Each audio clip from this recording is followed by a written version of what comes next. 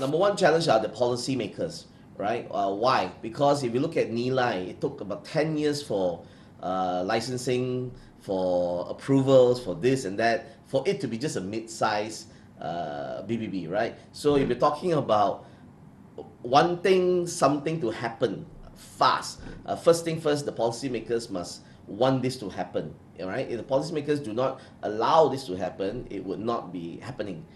Similarity to if we look at what Bukit Bintang walk, for example, it took forever, but if Dr. Mahathir did not approve and push and allow that to happen, it probably would not become a walkway for tourists to be hanging out on the streets, to be having, because it's illegal by law to have restaurants on the walkways and things like that. But because he pushed it through and they saw the world doing such things and it's working, because the world expect you to be having such things as well, because they experience that everywhere else. They were supposed to be doing that in Cyberjaya. Obviously it failed. They were supposed to have streets, bazaars and things like that, but it never happened. So it really depends on policymakers, policymakers who believe in it, who have experience in it, who knows that this is something that will create a culture in itself, where al fresco style of dining, lifestyle of coffee drinking has become a significant part of our everyday life. Can it be bigger? Sure. Can it be more advanced and more in tune with the flavor of the market today? Sure. But whether our policymakers sees that, that's the questions to be answered. Are the private investment or the private practice or the private business retail outlet owners ready for it? Sure, they are definitely ready for it. If not, they will not start it into a small scale. So what we're looking at is policymakers allowing these things to happen, and it will definitely move a lot faster. I think it's very important that it's strategically located. The location is very important. When you talk about location, you cannot just be a location where it is country based. It also has to be where we allows the neighboring countries to access it as well, because that would allow a lot of people to go and visit this particular large BBBs, right? For example, whenever my Malay friends, I ask them where's a good place to go shopping, Bandung comes to mind.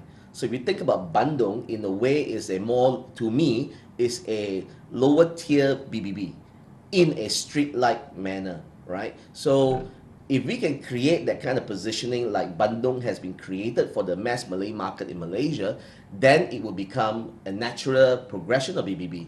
And if I were to ask a lot of my mass Malay friends, they will say, where do you do your shopping? Where's a good place to get good brands and good prices? They will always say Bandung, right? So that's the kind of positioning and mindset we need to create, where our neighbors from the neighboring countries will also come, in addition just our Malaysians going there. So locations is very, very important, the strategic location. Also basic infrastructures are very important. The roads, the airports, the connectivity of public transport. We are building MRTs, but we're not building MRTs in the southern side of Malaysia. We're building in the city. But then the question comes, then why are we not building a BBB within the city itself? It's already congested enough. You build another BBB here, I think it's going to be a big of an issue.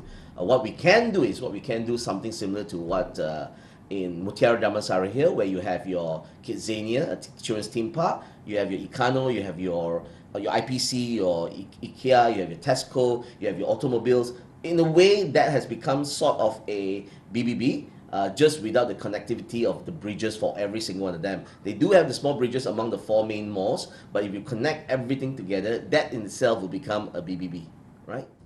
To make things better, faster is the dialogues among the property developers and also the retail business owners coming together, talking in a large scale. I mean, they're already doing similar things, like for example, you have a shopping mall, you have small little retailers, brands in there. So what we're talking about is a property developer saying that, you know what, I've got this whole entire city coming up that I'm building, a township.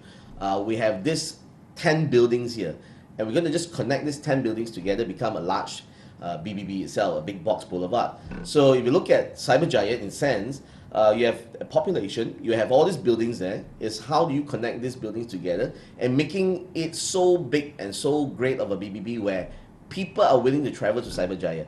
Instead of Cyberjaya being a dead town, dead city, and it's being positioned as that, there is a population there, but the population there is not sufficient for that sustainability of that kind of BBB. So if you build it, as they always say in this baseball movie by Kevin Costner, I forgot the name of it. If you build it, they will come. If you build it, you need to promote it, you need to market it, you need to bring the word to your BBB. Nothing built without promoting is ever going to bring the market there. So you do have a lot of challenges from policymakers, infrastructures, the mindset, the branding, the positioning. People always just launch projects and it becomes a white elephant. Also because policymakers are not certain that this is what they want to do. They talk a lot about it in the 13 EPPs, the entry point projects. In the long run, you may build it, but is it sustainable? That's the other question.